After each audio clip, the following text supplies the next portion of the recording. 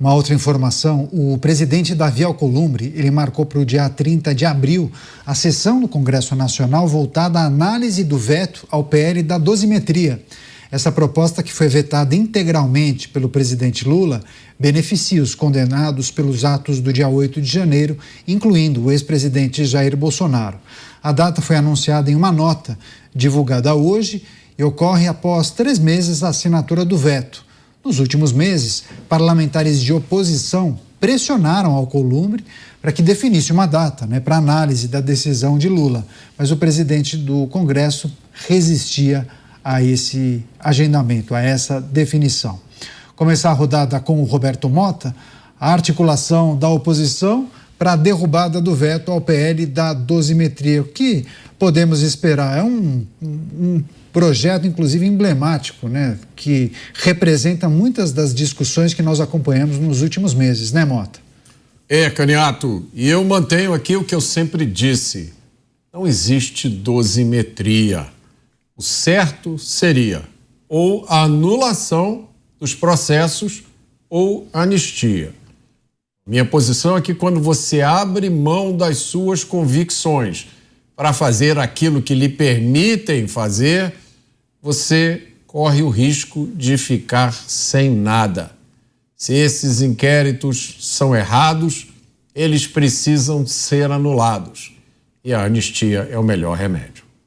Pois é, a anistia que foi discutida por tanto tempo, entenderam que não haveria condição de avançar com esse projeto, daí pensaram em uma alternativa, o PL da dosimetria, com inclusive a diminuição de algumas penas que foram aplicadas àqueles que participaram dos atos do dia 8. Deixa eu chamar o Cristiano Beraldo, que vai trazer também suas informações, suas impressões a respeito dessa articulação que acontece no Congresso Nacional para a derrubada do veto já esperado do presidente da República e o que isso pode representar em um ano eleitoral. Beraldo.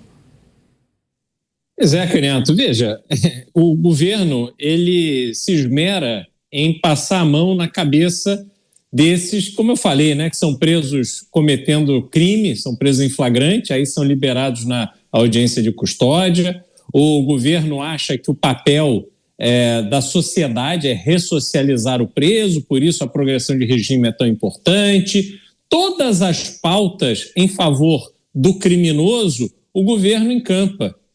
E aí, quando estamos tratando de um caso que é flagrante, não há dúvida quanto ao exagero das penas aplicadas àquelas pessoas que foram fazer baderna na Praça dos Três Poderes, promover quebra-quebra na Praça dos Três Poderes no dia 8 de janeiro. Algumas pessoas sequer lá estavam. Aliás, temos agora essa condenação de um senhor que pagou uma passagem de ônibus e aí foi incluído ali com uma conspiração golpista, e o sujeito, por ter comprado uma passagem de ônibus, foi condenado a 14 anos de cadeia em regime fechado aos 71 anos de idade. Quer dizer, foi condenado à morte. É isso que está acontecendo. Essas decisões que estão vindo do Supremo Tribunal Federal estão literalmente condenando à morte pessoas que não têm absolutamente nenhum resquício de periculosidade para a sociedade, ao passo que marginais, estupradores, assassinos, ladrões, traficantes, esses aí têm lobista, que são recebidos com tapete vermelho no Ministério da Justiça. Esses aí, coitados, que situação mais complicada nos cárceres brasileiros. Precisamos melhorar as condições dos presídios para esses pobres coitados. Então, Caniato, está tudo completamente invertido. E num governo que não pensa na população brasileira, pensa apenas na sua lógica eleitoreira, nos seus interesses mais mesquinhos, aí vem o veto, a revisão das penas dessas pessoas. E precisa ser derrubado. O Congresso Nacional tem que agir de forma implacável. Nós não podemos simplesmente permitir que uma história que nem foi o momento de maior agressividade aos prédios públicos na Praça dos Três Poderes, mas que se transformou nesse carnaval, nessa papagaiada que nós estamos vendo, que não guarda nenhuma conexão com a realidade. Então, o Congresso Nacional precisa agir, e precisa agir com firmeza, para que a gente restabeleça minimamente algum tipo de equilíbrio e referência do razoável no Brasil. Uma rápida parada para você que nos acompanha pela rede de rádios. Eu sigo aqui nas demais plataformas com os nossos comentaristas, inclusive analisando esse destaque no horizonte, a derrubada do veto ao PL da dosimetria. Passar para o Luiz Felipe Dávila. Dávila, a derrubada do veto possibilita a redução das penas que foram aplicadas ao ex-presidente Jair Bolsonaro e também outros envolvidos nos atos do dia 8 de janeiro. É uma questão que foi muito debatida, né? Isso consumiu boa parte dos trabalhos do Congresso Nacional, pelo menos dos debates que aconteceram na Câmara e no Senado no ano passado. Em um ano eleitoral, quando se fala de pacificação, a necessidade de virar a página, talvez seja um momento importante para que esses grupos políticos possam, inclusive, se dedicar ao processo eleitoral? Caniato, é preciso colocar os pingos nos is nessa história.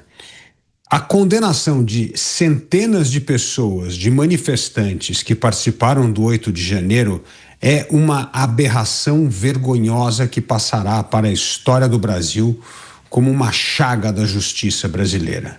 Essas pessoas foram condenadas de maneira arbitrária, sem o devido processo legal, sem o direito à ampla defesa, no fórum errado, por decisões completamente estapafúrdias que fogem à lei, tratando todo mundo como se fosse uma grande trama, golpistas, cidadãos comuns que manifestavam a sua insatisfação com o governo que havia sido eleito de Lula.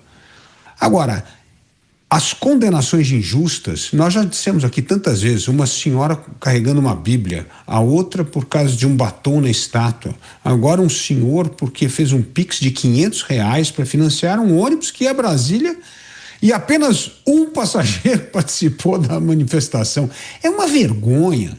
Enquanto isso, parentes de juízes ou ministros da Suprema Corte fazem acordos com o Banco do Vorcaro, utilizam o avião do Vorcaro, beneficiam de festinhas do Vorcaro e está tudo bem. É uma vergonha, é uma sem-vergonhice, é uma esculhambação sem fim. Então, o ideal era realmente anular esse processo. Só que o ideal não acontece. E essas pessoas estão mofando na cadeia há um tempão. Elas precisam voltar para casa, ficar com os seus familiares. E sempre, daqui até o fim da vida, vão carregar o trauma dessa experiência desastrosa que é ser encarcerado por motivos absolutamente que jamais deveriam fazer com que essas pessoas cumprissem pena em regime fechado. Então, é mais do que urgente. Essa história de que só anistia que é o ideal, tudo bem, é ideal, mas se você está encarcerado injustamente, você quer sair de lá daquele buraco o mais rápido possível e voltar para casa. Por isso, é fundamental aprovar imediatamente essa dosimetria, fazer com que essas pessoas deixem a prisão. E por último, o veto do presidente Lula mostra o seu rancor, o seu ressentimento, a sua pequenez, a sua incapacidade de se conectar com pessoas que apenas manifestaram o seu desejo de ter outro presidente e acabam sendo encarcerados por isso.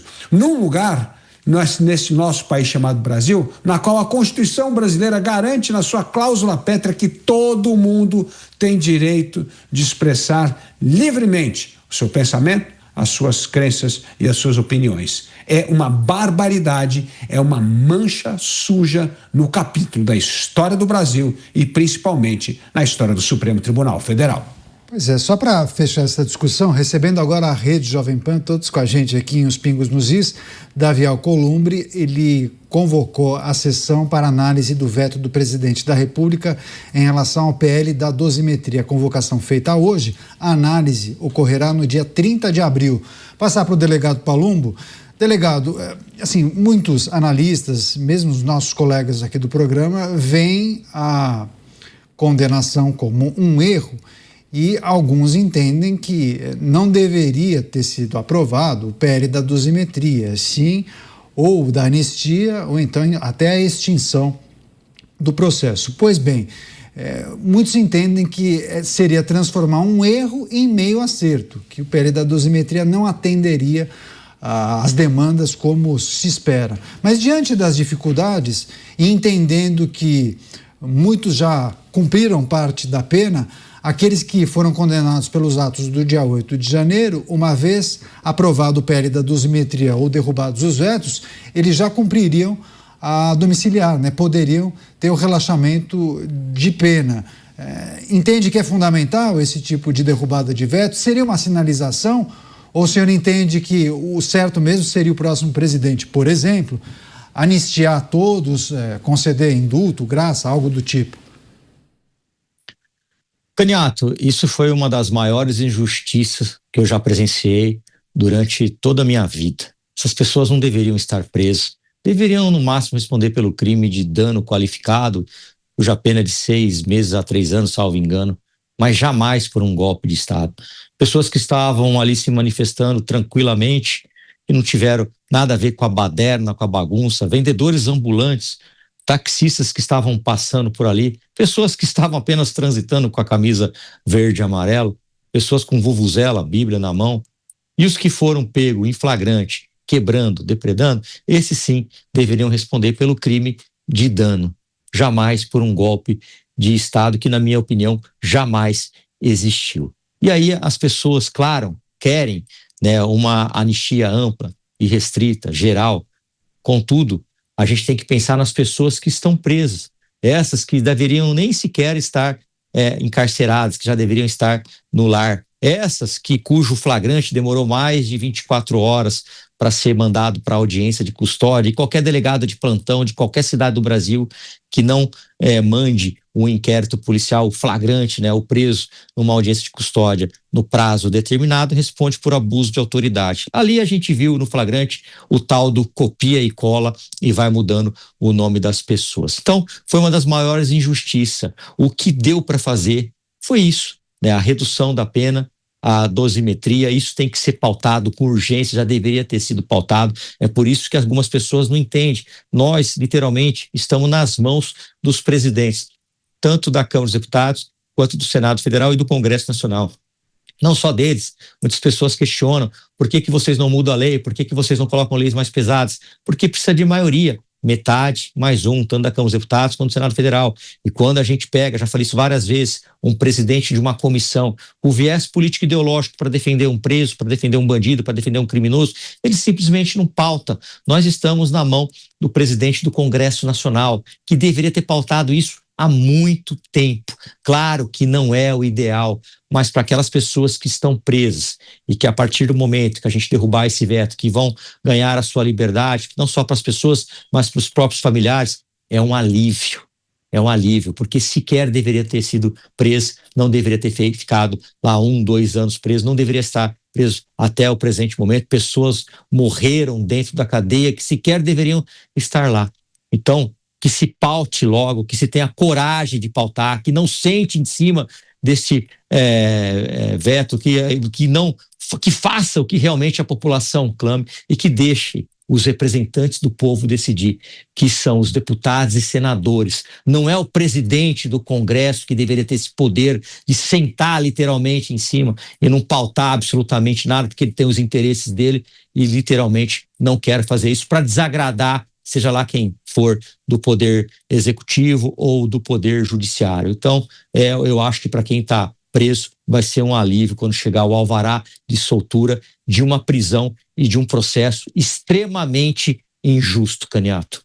A gente vai seguir acompanhando, mas me parece que atenderia principalmente aqueles que participaram dos atos do dia 8, que poderiam, né, ter o relaxamento da pena, cumpririam, por exemplo, prisão domiciliar. Mas no caso de Jair Bolsonaro, ele foi condenado a 27 anos.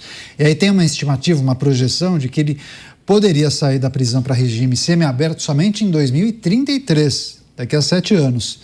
Então, se o projeto de dosimetria virar lei, esse prazo poderia cair pela metade. Então, é isso, cairia pela metade essa projeção de soltura de Jair Bolsonaro. Mas eu acho que isso ainda renderá muito, principalmente no ano que vem, né? Após a vitória do próximo presidente ou até a manutenção do atual.